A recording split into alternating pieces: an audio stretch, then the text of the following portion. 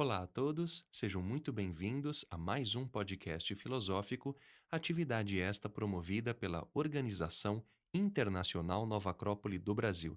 E para este podcast, recebemos o professor Bernardo Norá, da Nova Acrópole de Uberaba, Minas Gerais. Seja muito bem-vindo, Bernardo. Olá a todos, muito obrigado pelo convite, Danilo. Eu quem agradeço, Bernardo. Bem, pessoal, em nosso podcast de hoje vamos falar sobre a Ilíada, esta obra épica que é atribuída a Homero, o grande poeta, o grande escritor grego. Bem, a ideia, como sempre lembramos, não é esgotar o tema, menos ainda trazer aqui verdades absolutas, mas, sob a luz da filosofia maneira clássica, conversarmos, discorrermos sobre esta obra que é belíssima e que nos traz uma série de elementos culturais, civilizatórios, históricos, atemporais, heróicos, poéticos também, enfim, de muita beleza. E a ideia, claro, é extrair aquilo que de melhor pudermos de forma útil e prática para as nossas vidas. Lembrando aos nossos ouvintes que havíamos feito também um podcast falando especialmente sobre Ulisses e também a Odisseia. Bom, Bernardo, é uma obra ampla, antiquíssima, como havia falado, e claro, nós não vamos esgotar tudo nesse podcast porque levaria muito mais tempo do que podemos imaginar. Agora eu gostaria que você falasse dos aspectos históricos, dos fatos que envolvem essa obra, daquilo que temos como registro e, claro, de seu criador, digamos assim, que é Homero, uma vez que nós não sabemos efetivamente se foi apenas ele que escreveu ou outras pessoas o ajudaram nesse processo todo, já que se trata de algo muito titânico, digamos assim. Portanto, eu gostaria que você fizesse uma síntese sobre o contexto histórico da Ilíada, da Guerra de Troia, que durou 10 anos, e um pouco do contexto também dos heróis, falasse um pouco dos principais personagens, para a gente entender de forma geral do que se trata a Ilíada. A Ilíada é uma das grandes pérolas da nossa literatura clássica. Com certeza aí compõe as maiores obras da nossa história, juntamente com a Odisseia, são obras atribuídas a essa personalidade conhecida como Homero. Homero, então, ele está situado lá nos primórdios da Grécia. Temos assim poucos dados biográficos em relação à sua vida. Se diz que ele viveu por volta aí do século IX antes de Cristo, outros que ele teria vivido por volta do século VIII antes de Cristo, e que ele compunha poemas e recitava esses versos por toda essa região aí que conhecemos como Grécia e que se estendia muito além do que hoje conhecemos como Grécia, abrangendo as regiões da atual Itália, antiga Magna Grécia, e também as regiões ali da Ásia Menor, atualmente Turquia. Inclusive, a própria cidade onde ele teria nascido não existe um consenso. Alguns dizem que ele nasceu em Cólofon, outro em Argos, até mesmo em Atena. Certo é que ele passou provavelmente por várias dessas cidades no estilo de Rapsódio, cantando os versos homéricos. Na verdade, o termo exato seria aedo, então ele compunha esse grupo, um dos componentes desse grupo dos aedos, que cantavam esses mitos sob a forma de versos. Então é uma obra muito importante no panorama da cultura grega e no panorama da mitologia e do simbolismo heróico na antiguidade e que, de certa forma, marca aí todo o processo da cultura greco-romana e todo o processo da civilização ocidental que nos chega aqui até os dias de hoje. Alguns dizem que provavelmente Homero não compôs essa obra sozinho. Alguns dizem que os Homéridas, então seria um conjunto de outros escritores que teriam agregado outros versos. Enfim, é um tema que não há um consenso, mas independente disso, o certo é que a gente tem aí hoje disponível uma obra magistral, realmente bastante bela, bastante encantadora. Então a Ilíada, ela narra a guerra de Troia, tá? Mas é importante a gente entender que a Ilíada não narra toda a guerra de Troia, tá? Ou seja, porque uma série de processos que antecedem a descrição da Ilíada e uma série de processos que acontecem, fatos que acontecem depois da Ilíada, isso já estaria subtendido na cultura grega, na mitologia popular grega. Então a Ilíada ela se situa aí mais ou menos no 10º ano da Guerra de Troia. Então quando você começa a ler a Ilíada, né, ela é dividida em cantos, são 24 cantos e mais de 15 mil versos, uma leitura um pouco fora do habitual a qual estamos acostumados. Então quando você começa a leitura da Ilíada, você já está lá no meio da guerra, ou seja, já se passaram 10 anos, né, e se narra então uma série de acontecimentos muito importantes aí que vão ter nesse momento. Inclusive, o famoso cavalo de Troia não é algo que a gente encontra na Ilíada, tá? E você poderia falar, poxa, Bernardo, você está me dando um spoiler. Mas isso em relação à Ilíada não tem como, porque a Ilíada ela é cheia de spoiler.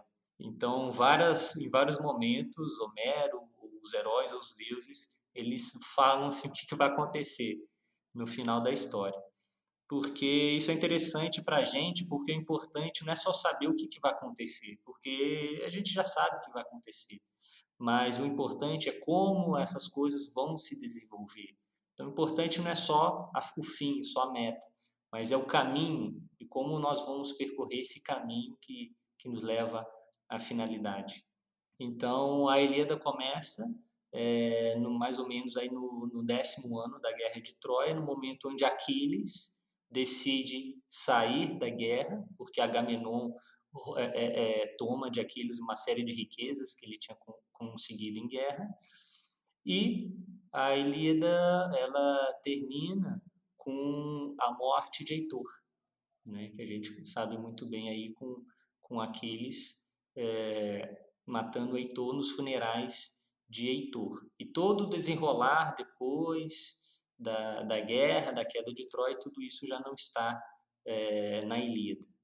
Porém, o que a gente vai vendo é que existe toda uma participação de heróis, dos deuses da mitologia e com uma finalidade de exaltar os valores clássicos, os mais altos valores humanos. Tá? E os deuses aí representam as leis da natureza, as forças da natureza, o aspecto sagrado participando na vida do ser humano. Muitas vezes esses deuses representam potenciais do ser humano, e isso que vai sendo toda a beleza da obra, porque esses heróis estão inspirados e movidos também por essas forças da natureza, tá? por esses deuses mitológicos. Então, tudo isso aí vai compondo o percurso dessa obra da Ilíada. Sem dúvida, só um adendo, né, Bernardo? Esse spoiler que você dá é um spoiler de 2 milênios, ou seja, não tem problema nenhum, porque em algum momento todos nós vamos saber a história desses grandes heróis, tanto Heitor, Ulisses, enfim, são histórias belíssimas que são trazidas na Ilíada. Bom, essas obras clássicas, Bernardo, seja a Ilíada, a Odisseia, a Eneida de Virgílio, o Dom Quixote de La Mancha, de Miguel de Cervantes, os Lusíadas de Camões, seja o Ramayana, que é atribuído ao poeta Valmiki, quem narra essa história, o Bhagavad Gita, enfim. Essas grandes obras clássicas, sejam épicas, que falem de guerras ou não, elas sempre vão nos trazer algo de muito profundo, atemporal, valoroso, por isso são clássicos, porque nos tocam a todos, independente do momento histórico em que vivamos. Com a Ilíada não acontece diferente, nós temos aí o aspecto heróico muito bem colocado na obra. Nós temos Aquiles, Diomedes, Heitor, Ulisses, enfim. Nós temos grandes heróis dos dois grandes exércitos que vão se enfrentar. E só fazendo uma síntese da obra, evidentemente que não vamos falar de tudo aqui, porque não há tempo para isso, mas só como síntese, nós temos a história de Helena, que é a esposa do rei Menelau, ou seja, o rei Aqueu, como eram chamados os gregos anteriormente, ela é raptada por Paris, é um troiano. Então, os gregos invadem a cidade de Troia para trazer Helena de volta. Aí nós temos início a um processo muito simbólico, há muitos aspectos também que nós não vamos tratar aqui nesse podcast, que envolvem toda essa história, não é nada por acaso. E claro, nós temos muito do aspecto heróico em evidência nessa obra. Então nós temos os heróis Aquiles, Diomedes, Heitor, Ulisses, e que, claro, sendo heróis, têm muitas virtudes, muitos valores, são grandes heróis. Então eu gostaria que você fizesse uma síntese sobre esses heróis, as suas virtudes e, enfim, o que podemos aprender com eles em termos práticos. Então, a Ilíada, ela leva à exaltação dos valores heróicos. Então, são vários elementos que vão sendo trazidos à tona, desde a questão da honra, da coragem, da capacidade de enfrentamento de adversidades, tomada de decisões difíceis. E apesar de todo o contexto da guerra, a obra é muito humana. Ela tem momentos muito humanos, momentos de muito afeto, momentos de camaradagem. Isso nos chama muito a atenção. Uma passagem muito interessante, uma das mais belas passagens, quando o Heitor, em meio à batalha, ele volta para o palácio em Troia, e aí há um belo diálogo com a sua esposa que estava em seu braço com o seu bebê. E ele foi trazer notícias do que estava acontecendo, e a sua esposa fala: Não, mas Heitor, não vai para essa guerra, você vai morrer. E ele fala: Olha, eu sou fiel aos meus deveres, eu sei que essa guerra não foi eu que criei, não foi culpa minha. Porém, o que você vai querer? É, daqui a vários anos, um velho ao seu lado, um idoso, falando que está vivo porque fugiu do confronto, da luta pelo que considerava justo, ou fala, olha, ele está ausente porque ele lutou defendendo bravamente aquilo que ele acreditava. Então, em Heitor, a gente vai vendo muito essa ideia da fidelidade, da honra. Então, ele é muito fiel assim à pátria dele, à cidade que ele tanto ama, ao seu povo que ele tanto ama, muito fiel à sua família, aos seus cidadãos. E o elemento da honra, assim, da honra heróica, isso faz parte de todos os heróis, e a morte heróica é a morte com honra. Isso não é temido por esses heróis. O que é temido é uma vida em covardia ou uma morte que não seja assim gloriosa. Então, algo assim que a gente precisa entender é a questão do código de honra. Então, esses heróis, eles possuem código de honra. O que é isso? São códigos de valores humanos. E aí entram a honradez, a fidelidade, a busca da glória, tá? a coragem. E isso é muito interessante. Então, em Heitor, assim, eu destaco, claro, a honra, como em todos eles, mas também muito esse valor também da fidelidade. Em relação a Ulisses, como já foi dito aí no outro podcast, a gente conhece muito ele pela sua perspicácia, pela sua inteligência, mas tem uma passagem na Ilíada muito legal, onde Agamenon está querendo convencer Aquiles a entrar para a guerra, porque os troianos estão apertando, estão vencendo, estão encurralando os gregos. Então Agamenon envia o Ulisses e Ajax para convencer Aquiles para entrar na guerra. E assim, Aquiles sempre muito arredio. Porém, quando ele vê Ulisses, nossa, é muito legal ele descrevendo Ulisses. Ele fala: Nossa, você é o herói grego que eu mais admiro, e toda a cortesia com que ele recebe Ulisses. É muito interessante essa, essa relação. Então, sim, em Ulisses a gente percebe assim, essa questão do bom senso, da sensatez, daquele que é admirado assim por passar como uma pessoa assim que você pode confiar e que emana muito o respeito.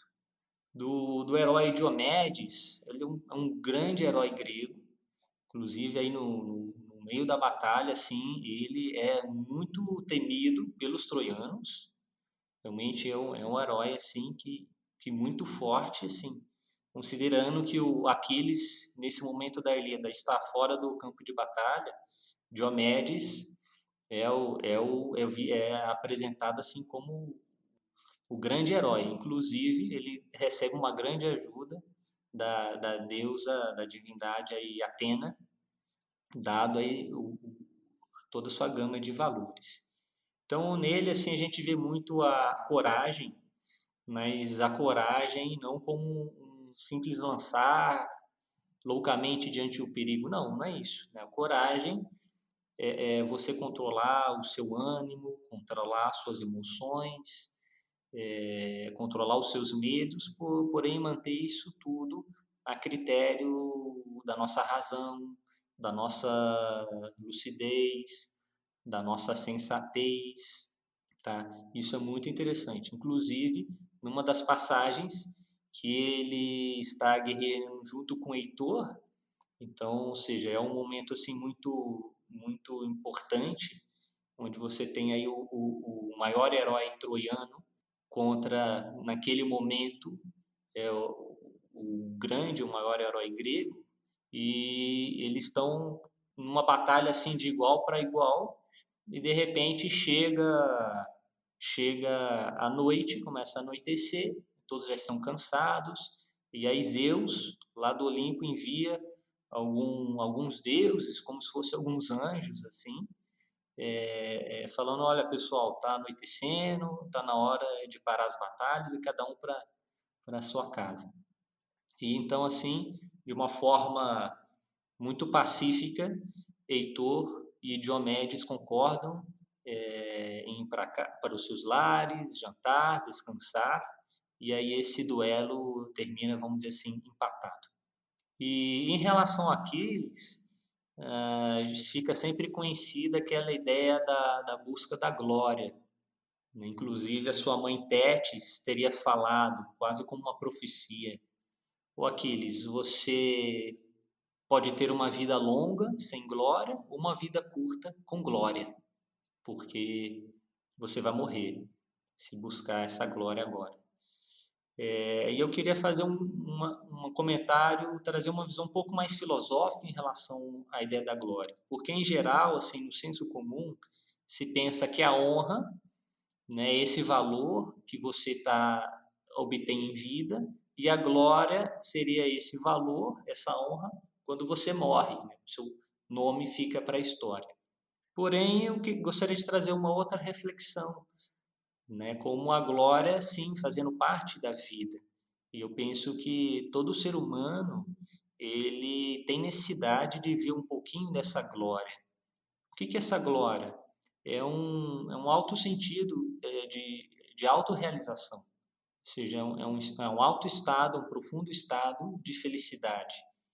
Não é uma felicidade passageira, né? Ou seja, é um estado profundo de muito encontro consigo mesmo, de muita realização consigo mesmo. Não é uma glória como um status para as pessoas lembrarem do seu nome, dos seus feitos, mas eu penso como um estado de consciência, um sentimento bastante profundo e elevado, que é o momento onde a gente encontra por que a gente está aqui, o que a gente está fazendo na vida, a gente encontra esse sentido heróico da nossa vida e vive e desfruta desse momento.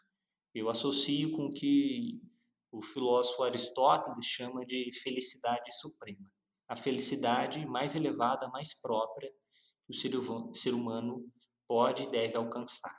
Sem dúvida, Bernardo. E um outro ponto que me chama a atenção é a temporalidade dessa obra, que já tem quase 3 milênios, e também o poder de inserção no imaginário popular, de um modo geral, das culturas. Ou seja, até hoje nós usamos termos como você foi pego pelo calcanhar de Aquiles, ou, por exemplo, olha que belo presente de grego que você ganhou. Então, nós vemos aí ressaltarem duas características, tanto a debilidade de Aquiles, que é o seu calcanhar que não foi banhado no rio, ou seja, é a sua parte frágil, historicamente falando e miticamente falando, e também o aspecto da inteligência de Ulisses, que coloca o cavalo de Troia na cidade com os gregos dentro. Então, eu gostaria que você falasse desses aspectos heróicos, tanto das nossas debilidades e também das nossas virtudes, que são duas forças que temos dentro e, claro, temos que utilizar o melhor em detrimento daquilo que há de pior em nós. Então, a trajetória de Aquiles, para a gente chegar nesse ponto aí, é algo muito, muito curioso, tá? Voltando um pouco lá atrás, então normalmente a gente pensa assim, não, é a luta dos troianos contra os gregos, né? Os troianos também chamados de Ilion, ou Ilios, por isso vem o termo Ilíada. Então a gente pensar é uma batalha dos troianos contra os gregos. Mas aí todo mundo faz parte dessa mitologia grega, todos eles têm a mesma língua, têm as mesmas culturas, os mesmos deuses mitológicos, tá?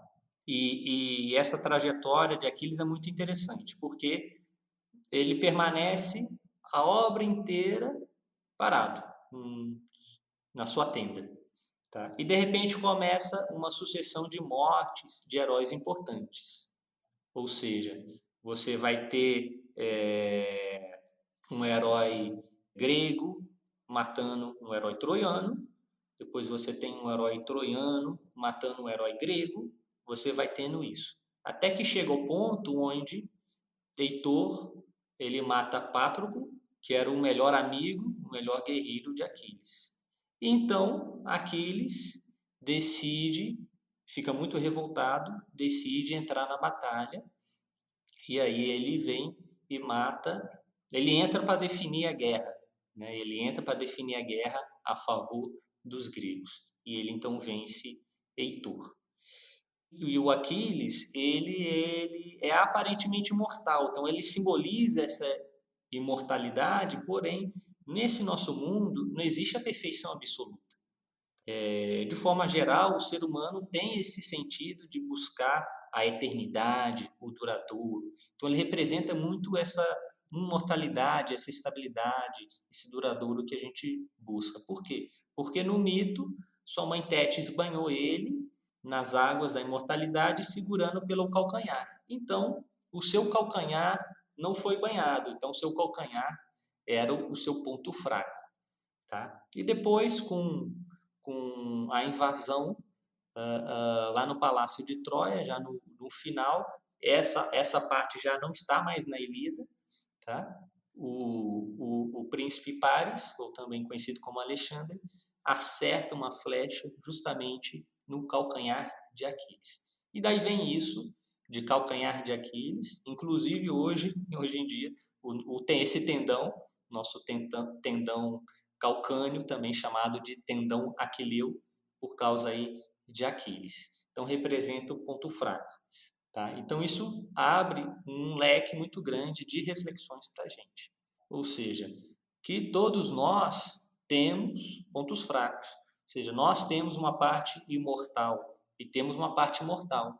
Temos uma consciência, o eu superior, uma alma imortal e temos a nossa personalidade material mortal. Todos nós temos virtudes, valores, também temos defeitos. Todos nós temos luz e sombra. Então há que reconhecer isso. E há que reconhecer esses pontos frágeis que naturalmente existem dentro de nós. Mas reconhecer esses pontos frágeis não para a gente ficar se vitimizando, não, mas justamente para a gente poder curar essa ferida, né? Para a gente poder se fortalecer nesse ponto frágil, porque são esses pontos frágeis que nos atrapalham no dia a dia, aquilo que lá no Bhagavad Gita a gente conhece como o exército dos Kuravas, representa os nossos efeitos, as nossas sombras.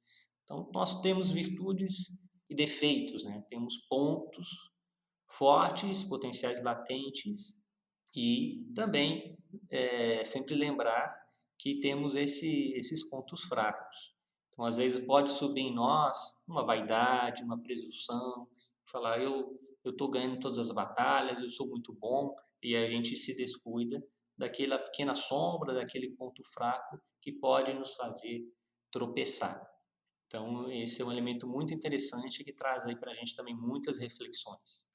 Exatamente, Bernardo. Bom, essa é uma obra que a gente vai falar sobre ela muitas vezes ainda, em outros momentos históricos também, porque certamente ela vai ultrapassar outros momentos da história e vai chegar até outras pessoas também que filosoficamente vão refletir sobre elas, vão vivenciá-las e, claro, vão extrair também esses ensinamentos que são e serão sempre atemporais. Um outro fato histórico que é importante ressaltar, que em algum momento da história foi questionada a existência de Troia, da cidade de Troia, arqueologicamente falando, claro. E aí houve um alemão chamado Heinrich Schliemann, ele no século XIX, no ano de 1870, vai até o local, baseado na obra, e encontra de fato a cidade de Troia, encontra as suas ruínas, encontra esse local e sabe que de fato ele existiu. Ou seja, isso endossa muito essa obra e nos dá uma ideia mais real de que isso sim existiu e de que essa história toda tem um sentido não só mítico, histórico, não só mítico, idealístico, ideológico, mas também um sentido histórico, de fato, um sentido real de existência. Bom, para encerrarmos o nosso podcast, Bernardo, eu gostaria que você trouxesse a mensagem final, fazendo as suas reflexões e analogias práticas, para que nós pudéssemos nos encontrar um pouco, ou seja, como nós hoje, no mundo moderno, podemos vivenciar algumas dessas virtudes que você muito bem colocou, desses grandes heróis. Como nós podemos também sermos heróis nesse mundo de hoje que muitas das vezes promove justamente o contrário, o aspecto da covardia. Como a filosofia nos ensina ou como nós podemos aprender da filosofia à maneira clássica a vivenciarmos o heroísmo no dia a dia de forma prática, imitando um pouco do que foram Ulisses, Aquiles e esses heróis que você citou através do nosso podcast. Então, todos nós temos essa sede de sermos heróis. Talvez não vamos ser heróis como os atuais super-heróis da nossa cultura, mas sim devemos ser heróis cotidianos. O que significa ser heróis cotidianos?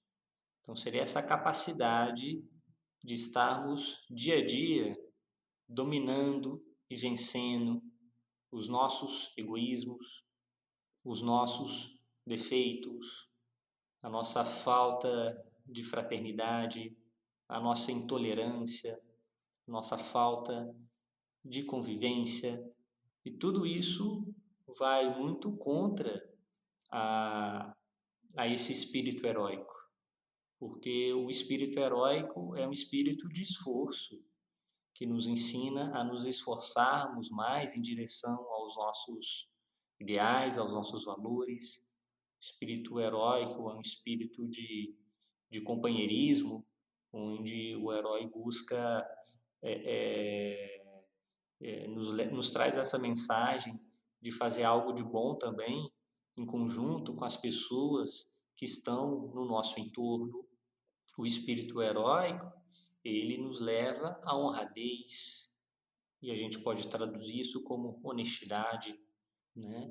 Nos leva à fidelidade, que a gente possa manter a nossa palavra empenhada, nos leva à coragem e à valentia, que é a capacidade de nós enfrentarmos os medos, os desafios pelos quais a gente passa, que a gente possa enfrentar isso com lucidez, com bom senso, né, com a nossa razão, com a nossa inteligência e ativa, para que a gente possa tomar as melhores decisões e não cair numa atitude de fugir dos medos e fugir das dores, do sofrimento, que isso realmente acaba não favorecendo a nossa evolução, o nosso crescimento. Para encerrar aqui, eu gostaria de ler um trecho que eu considero bem inspirador, que aparece naquele filme chamado Troia. E nesse filme, então, o personagem Ulisses diz o seguinte: se um dia contarem a minha história, que digam que andei com gigantes. Homens se erguem e caem como trigo, mas esses nomes jamais perecem. Que digam que vivi na época de Heitor, o domador de cavalos. Que digam que vivi na época de Aquiles. Bom, com essa passagem belíssima e inspiradora, terminamos então o nosso podcast, agradecendo mais uma vez a sua presença, Bernardo, e, claro, desejando que esteja sempre muito bem-vindo. Muito obrigado, Danilo, e até a próxima. Até a próxima. Bem, pessoal, para aqueles que queiram nos contatar, podem fazê-lo através do e-mail podcast@nova-acrópole.org.br. E para quem quiser saber mais sobre a Nova Acrópole, basta acessar o nosso site nova-acrópole.org.br. Até a próxima.